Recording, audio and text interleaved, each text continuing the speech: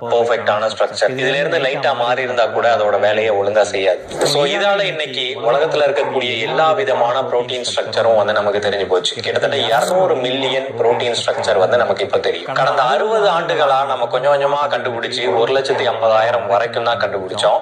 ஆனா இன்னைக்கு சடனா உருவாகி இருக்கக்கூடிய இந்த பீக் ஒரு சில வருடங்கள்லயே கிட்டத்தட்ட 200 மில்லியன் புரோட்டீன் பேட்டர்ன் நமக்கு தெரியுது அப்படின்னா இது இந்த ஏஐயோட ஒரு அதீதமான வளர்ச்சின்னு சொல்லலாம். இன்னைக்கு நம்ம அன்றாட வாழ்க்கையில பயன்படுத்தக்கூடிய ஒரு சில மருந்துகள் இந்த புரோட்டீன் பேட்டர்னை ஐடென்டிஃபை பண்ணதுனாலதான் வந்துச்சு. இதுக்கு அடுத்த லெவலா இந்த புரோட்டீன் பேட்டர்ன்லாம் நமக்கு தெரிஞ்சதுனால இந்த புரோட்டீனையே நம்மளால லேப்ல சிந்தசைஸ் பண்ணி உருவாக்க முடியும். அப்படி உருவாக்குறதுனால பயாலஜிக்கலா எக்கச்சக்கமான விஷயங்களை அச்சீவ் பண்ண முடியும்.